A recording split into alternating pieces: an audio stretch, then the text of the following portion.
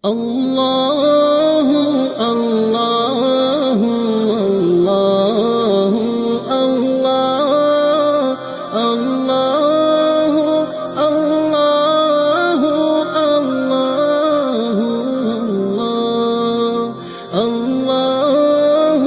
الله الله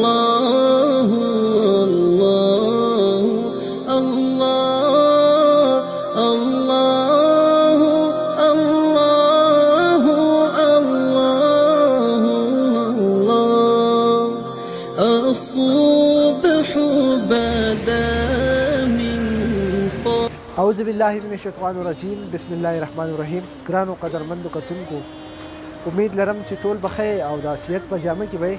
قدرمندو کتونکو، که مونږ وګورو مونږ مختصر پروګرامونه چې دي هغه مونږ تاسو سره شیر کوو. نن راغلی یو راحت کوټ ته. زما نشه ده چې تاسو لیدای شئ چې دا ماشومان لګیا دي. دا نه کور دی نه دغه شان حجره ده، دا صرف یو مدرسه جوړیږي. د مدرسې کار ور روان دی. زمونږ د راتلو مقصد هم دا دی، زمونږ چې کم مسافرونه دي یا په ملک بهر دي یا دغه شان خواهش لري چې موږ دغه شان په مدرسو کې، په مسجدونو کې، په جماعتونو کې امداد وکړو، هغه جماعتونه چې دي زر زر آباد شي.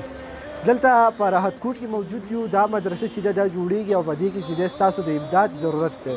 زمونږ څومره هم کتونکي دي، موږ د خپل چینل په وساطت هغو ته اپیل کوو چې په دې مدرسه کې خپل پوره شرکت وکړي، د هغه که مالي او که جاني دواړې چې پکې وکړي نو ډېره به ښه. د مدرسې د قاري صاحب سره هم خبرې کوو. دلته چې کوم دا خلک راغلی دی دا کار چې کوي، دوی سره هم خبرې کوو چې دوی دا کار هسې کوي او که نه په پیسو کوي او که د الله د رضا لپاره کوي. دا ټول پروګرام ستاسو سره شیر کوو. بسم الله الرحمن الرحیم. زه ستاسو هم ډېره زیاته شکریه ادا کوم چې تاسو راغلئ زموږ سره په دې ځای کې چې دا تاسو حصه واخیسته او دا چې دا مدرسه بیت القرآن راحت کوټ دا جوړیږي.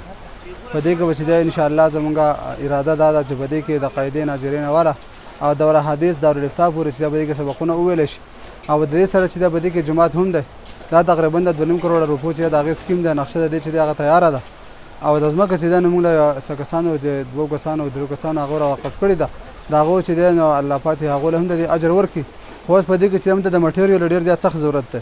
اوس دغه یو پیلر دی، هغه د یو پیلر چې د هغې سیخ کم شوی دی، د هغې لپاره زموږ سره چې دی اخراجات نشته چې د یو پیلر له موږ چې دی سیخ راولو. دغه شانتې د مزدورانو چې دی د هغوی دیاړي په کار نو دا د مدرسې طالبان دي، تاسو وینئ دوی چې دی کله سبق ووایي د سبق نه فارغه شي نو بیا یوې ګنټې نیمې ده چې دی هغه راکوشي دلته کې او هغوی چې د هغه زموږ سره کار کوي. که چېرته کې زموږ سره د دې اخراجات پوره وی د دیاړي مارو د مزدورکارو چې د هغو خرچه وی نو دا ماشومان چې دي نو دوی به نه دغ کېدو، ستړي کېدو، دوی به خپل سبقونو ته فارغ وو. دغه شان دا مدرسه چې ده نو په دې کې د حکومت زموږ سره څه قسمه چې دی د هغې سکیم نشته.